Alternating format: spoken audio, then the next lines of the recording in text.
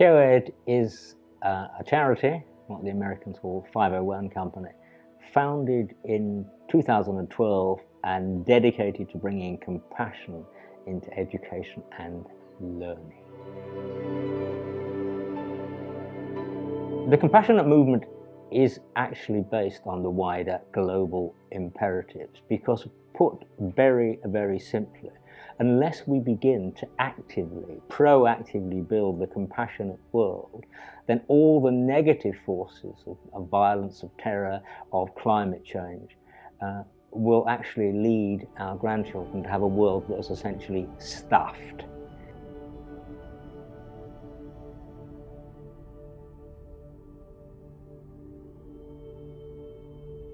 Today is a very crucial day because we have the biggest conference on compassion and education that we have put on to date. And we've got probably about 100 heads and governors because the Birmingham Governor Network are very dynamic and they've used this before. And so to have 100 people coming out on a Saturday is something. CoED has a fascinating short history. I decided in about 2011 that I would start a charity, really to try and galvanize all the things I've done in my relatively long educational life.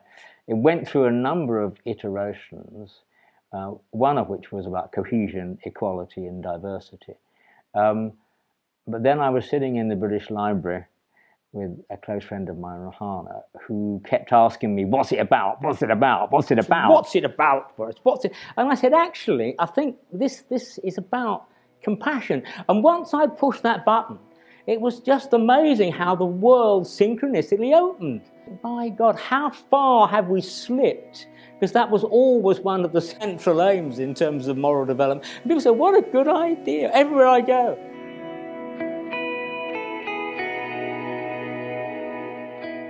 The phrase, compassion is a verb, was originally coined by an amazing Buddhist called Thich Nhat Hanh, who was the founder of Engaged Buddhism. And he and other people argue very clearly that compassion is not a woolly, soft, ever so nice thing. It's much more hard-nosed because, yes, of course, it's about sympathy and empathy, but you have to do something about it. If not just you being empathetic, because that's easy, you have to act upon it. And Desmond Tutu made it very plain. He said, if you want to be compassionate, be ready for action. It's a hard verb.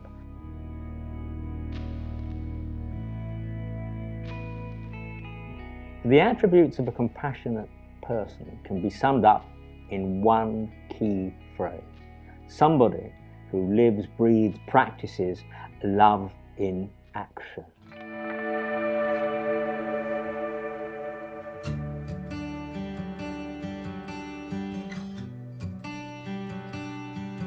Members of the foundation and I spent a long time trying to say, well, what would a compassionate person actually look like? What would their attributes be? And in particular, Gilroy and I, we did a massive brainstorm and we had so many different characteristics. We summed it up really as somebody who practices love in action, always, in every sort of circumstance. But we then broke it down into a lot of component parts, and we finished up with a wonderful acronym for a compassionate person, which came out as Acts for Love. And each one of those is one of the characteristics that schools can actually use as audit.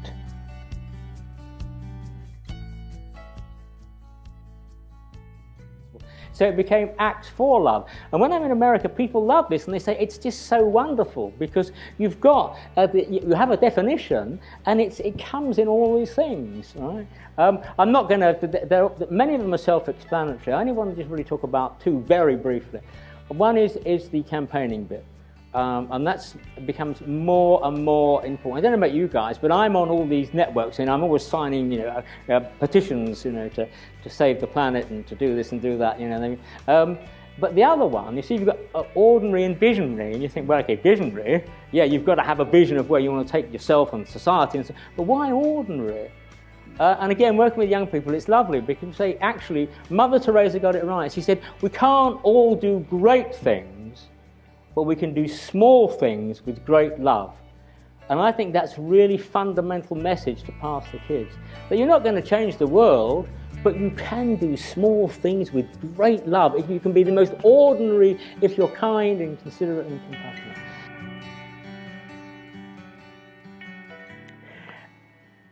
We now have a huge amount of research which demonstrates that mindfulness and meditation are fundamentally important in preparing the brain to be more compassionate. Mindfulness is a 21st century concept, which really is it's secular meditation. And a lot of schools are happier with that because it doesn't have any faith-based thing. Meditation, generally speaking, has some sort of faith or spiritual background to it. The techniques are the same.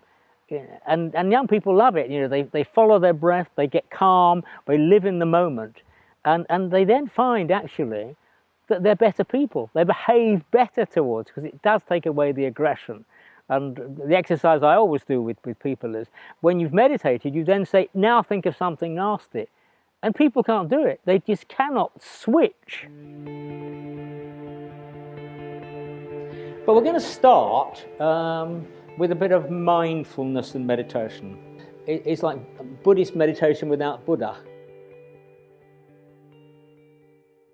But one thing I used to, when I was a real teacher many years ago, I used to do this in London lots and lots of years ago. And it's the power of 7, where you actually breathe in, you follow your breath 1, 2, 3, 4 through the nose, and then you breathe out 5, 6, 7. All right? So it's 1, 2, 3, 4, 5, 6, 7.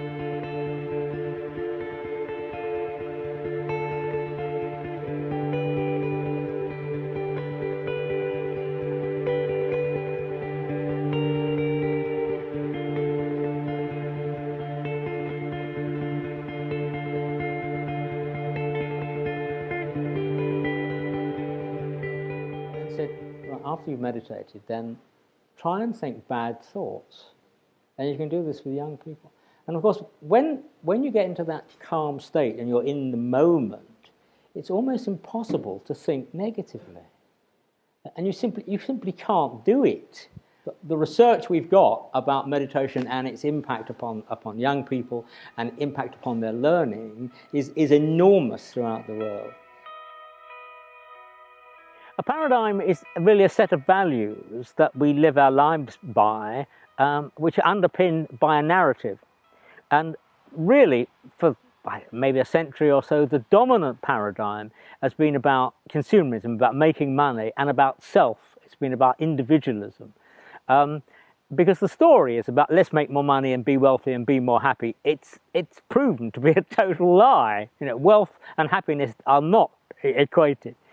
What we're saying, and people across the world are saying in the compassionate movement, is that we've got to change the story, and we've got to say, actually, collaboration and service is the paradigm. And the story is that if you do that, you, 1, become a happier person, and 2, create a world where people are happier and more content.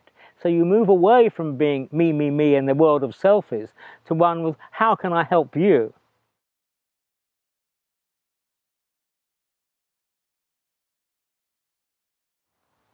Compassionate education is a perspective.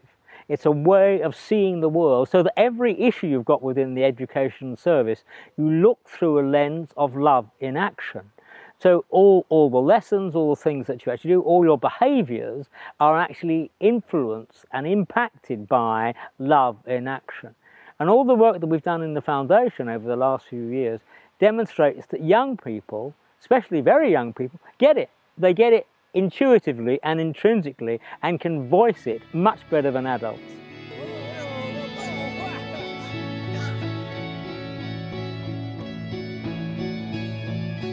In the first 5 years of our existence at the CoED Foundation, we've been very fortunate and achieved a number, I think, of key things. The most important is the publication of our first book, from Towards the Compassionate School, From Golden Rule to Golden Thread. which I edited and has got some really key chapters in, which everybody, and I mean everybody, has actually said this is so helpful. It's thorough, it's conceptually sound, and so on.